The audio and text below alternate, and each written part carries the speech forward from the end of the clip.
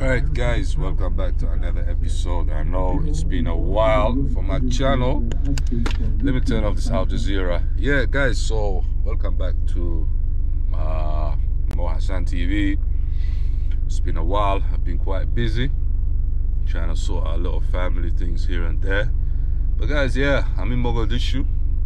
I'm stuck in traffic, trying to beat my way. So today I want to visit a factory that does what we call the recycling.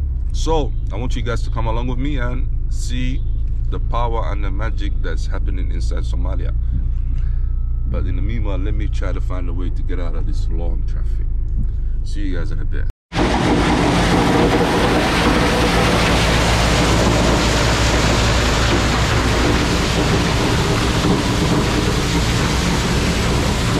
Guys, this is how they produce. I think they produce recycled bottles. So they collect the recycled bottles. There's a group there that takes out and slims down the bottles, and then they take the bottle here to clean it up, and when it's clean, they got to take out all the you know, all the sand and all the rocks that is inside the bottle. But this is the recycling one right here. As you can see, this machine works very, very good.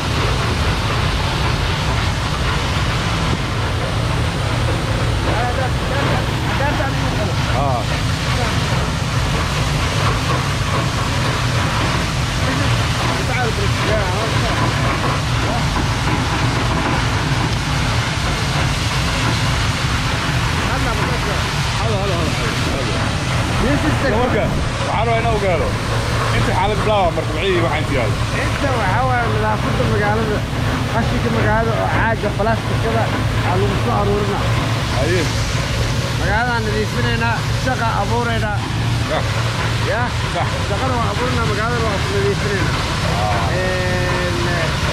bi'aadan waa ilaalinayna waa saddex ujeedo saddex hadaf oo shirkaddan ay samaynayso ujeedada koowaad kan waa miyaa ujeedada koowaad waxaa waaye soo aruurista nadaafadda magaalada iyo qashinka balaastigada ka labaad waxaa waaye shaqo abuur creating employment yes dhalinyarada ilmaha jees joogo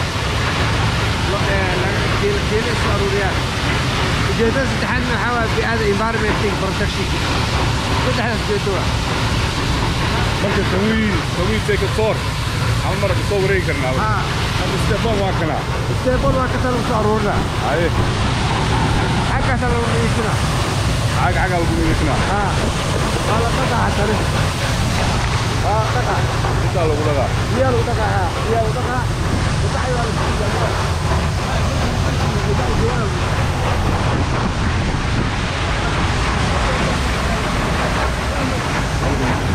هسه راح نشيله على كده ضروري على الورقه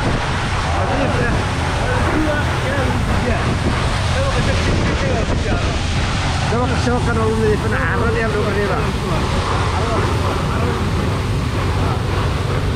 كلا لو قولي لي انا عايز عوامر انا عايز حواس سيك وحاجه كده عندنا عسل مراد